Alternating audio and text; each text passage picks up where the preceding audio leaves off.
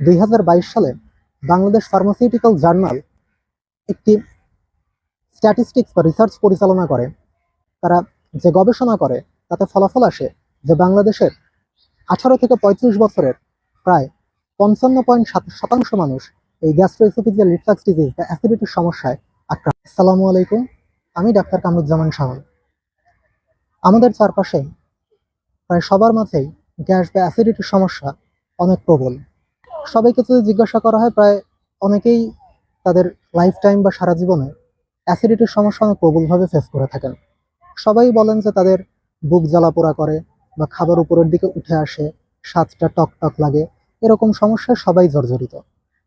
আজকে আমরা গ্যাস বা অ্যাসিডিটি সম্পর্কে কিছু কথা বলবো। গ্যাস বা অ্যাসিডিটি বলতে আমরা যেটা বুঝি মেডিকেলের ভাষায়, সেটাকে বলা হয় GERD, gastro oesophageal reflux disease. মানে পাকস্থলী থেকে, পাকস্থলীর খাদ্য বা এ ধরনের কন্টেন্ট যখন খাদ্যনালীর মধ্য দিয়ে উপরের দিকে উঠে আসে, তখনই সেটাকে বলা হয় গ্যাস্ট্রো ইসোফেজিয়াল রিফ্লাক্স ডিজিজ। কি কারণে এটা হয়ে থাকে?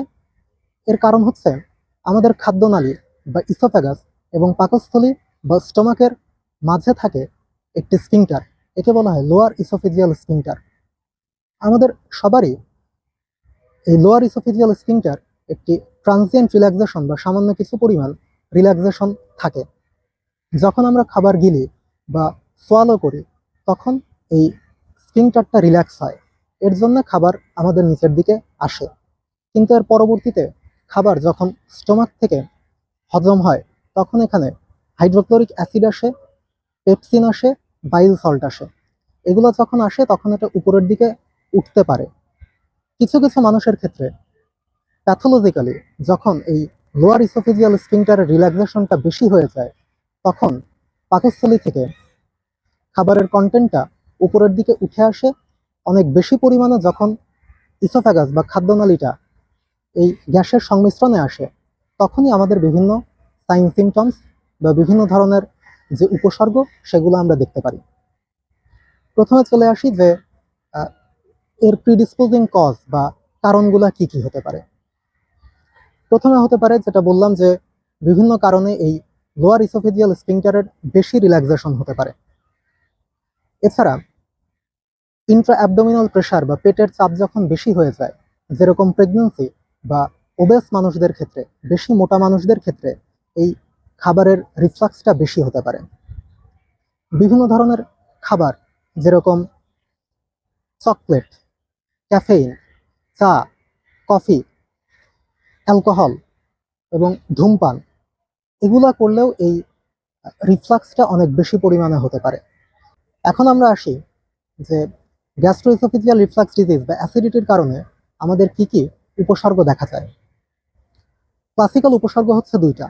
একটা হচ্ছে হার্টবার্ন, সারা বুক জ্বালাপোড়া করবে। আর একটা হচ্ছে রিফ্লাক্স, মানে খাদ্যের উপাদানটা উপরের দিকে উঠে আসবে।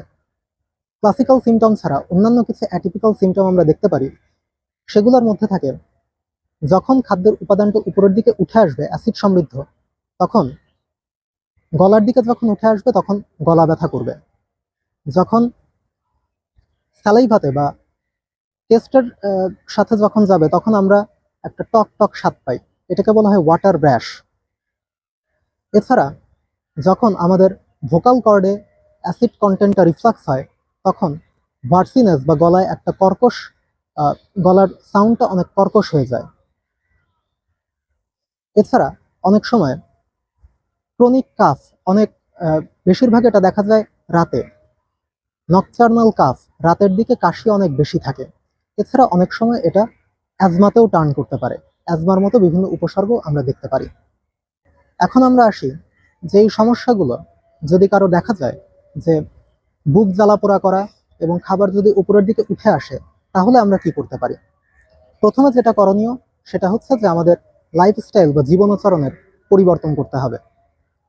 কি কি করা যায় সেটা হচ্ছে যে আমরা যখন ঘুমাই, ঘুমের সময় আমাদের মাথার দিকটা একটু উঁচু করে রাখতে হবে, 6 থেকে 8 ইঞ্চি একটু উঁচু রাখতে হবে। হচ্ছে আমরা অবশ্যই ফ্যাটি ফুড বা তৈলাক্ত খাবার আমাদের বর্জন করতে হবে বা কম খেতে হবে। যে সমস্ত খাবারে ক্যাফেইন থাকে, এবং কার্বনেট থাকে, ক্যাফেইন এবং কার্বনেটেড বেভারেজ আমাদের পরিত্যাগ করতে হবে। যে সমস্ত ফলমূলে সাইট্রাস উপাদান থাকে সেই সাইট্রাসযুক্ত খাবার কম খেতে হবে। রাতে আমাদের খাবার গ্রহণের প্রায় 2 থেকে 3 ঘন্টা পর আমাদের ঘুমাতে হবে, মানে ঘুমানোর 2 থেকে 3 ঘন্টার মধ্যে আমরা সচরাচর কোনো খাবার গ্রহণ করব না। এবং দিনের মধ্যে আমরা খাবারটা ভেঙে ভেঙে কম পরিমাণ খাবার একটু গ্যাপ দিয়ে দিয়ে খেতে হবে। অনেক কিছু সময় পর পরই আমাদের খাবার গ্রহণ করতে হবে। এবং যেটা দরকার সেটা হচ্ছে যে অবশ্যই ধূমপান পরিহার করতে হবে, অ্যালকোহল গ্রহণ থেকে বিরত থাকতে হবে, চকলেট, ফ্যাটি ফুড এই সমস্ত খাদ্য গ্রহণ কমাতে হবে। তারপরের স্টেপ, যদি কারোর লাইফস্টাইল মডিফিকেশনে কাজ না হয় বা তারপরে যদি রিফ্লাক্সটা কন্টিনিউয়াস থাকে, তারপরে আমাদের মেডিকেশনে যেতে হবে। সেটা হচ্ছে সচরাচর আমরা প্রোটন পাম্প ইনহিবিটর এবং H2 ব্লকার ইউজ করি। প্রোটন পাম্প ইনহিবিটর আমাদের প্রেফারেবল মেডিকেশন। এটা এটা সচরাচর আমরা 8 সপ্তাহ পর্যন্ত দিয়ে থাকি এম্পিরিক থেরাপি। যদি গ্যাস্ট্রোএসোফেজিয়াল রিফ্লাক্স ডিজিজ হয় তাহলে 8 সপ্তাহের মধ্যেই জিনিসটা কমে যাবে। যদি 8 সপ্তাহের পরেও এই রিফ্লাক্সটা ঠিক না হয় তাহলে আমাদের আপার জিআই এন্ডোস্কোপিতে যেতে হবে। এই আপার জিআই এন্ডোস্কোপি কিছু কিছু সময় আমাদের প্রথমেও করতে হতে পারে যদি আলাদা কিছু সিমটমস থাকে, যেগুলোকে আমরা বলি অ্যালার্ম সিমটমস। এই অ্যালার্ম সিমটমসগুলো কি কি?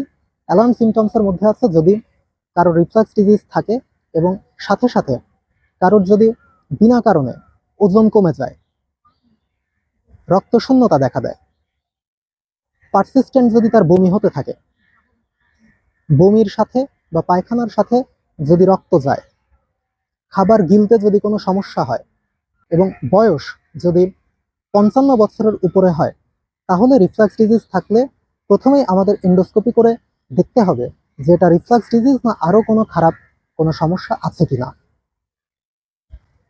এবার আমরা আসি যে এই রিফ্লাক্স ডিজিজের যদি আমরা কোনো চিকিৎসা না করি তাহলে কি কি সমস্যা হতে পারে।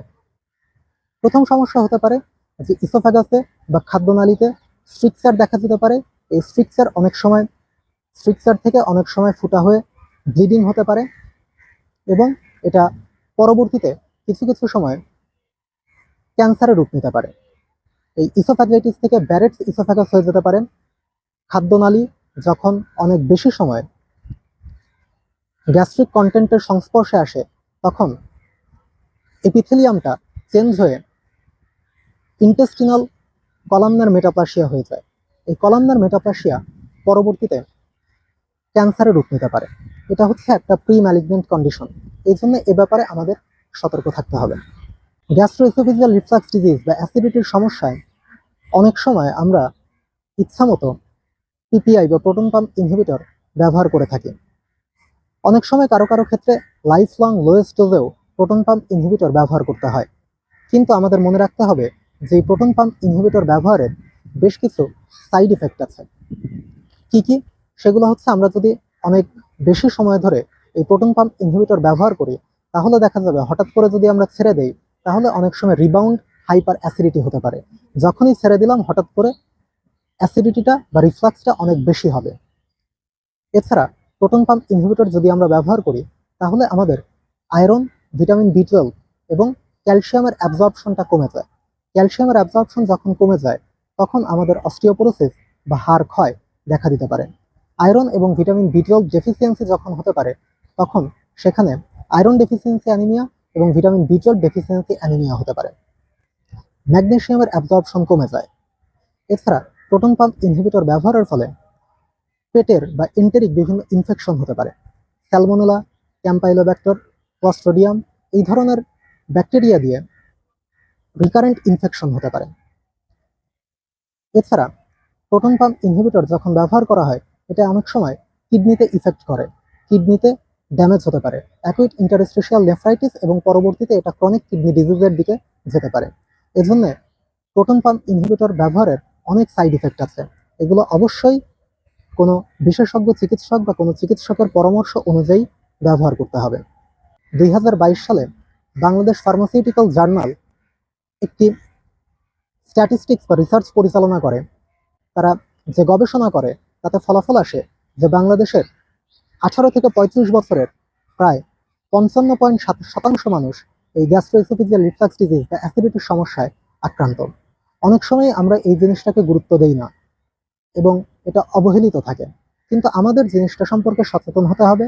কারণ এটা যদি নিয়ন্ত্রণে না রাখা হয়, লাইফস্টাইল মডিফিকেশন বা বিভিন্ন প্রয়োজনে আমাদের মেডিকেশনও ব্যবহার করতে হবে, কিন্তু এটা যদি নিয়ন্ত্রণে না থাকে তাহলে অনেক সময় অ্যাসিডিটির সমস্যা অনেক প্রকট আকার ধারণ করে এবং কিছু কিছু ক্ষেত্রে যদি আনট্রিটেড থাকে তাহলে সেখান থেকে ক্যান্সারের মতো ভয়াবহ অবস্থারও সৃষ্টি হতে পারে। এজন্য আমাদের সবাইকেই অবশ্যই এই অ্যাসিডিটি বা রিফ্লাক্স ডিজিজ সম্পর্কে সচেতন থাকতে হবে এবং অবশ্যই লাইফস্টাইল মডিফিকেশন এবং পরবর্তীতে যদি দরকার হয় তাহলে মেডিকেশন দিয়ে এটাকে নিয়ন্ত্রণে রাখতে হবে। ধন্যবাদ সবাই।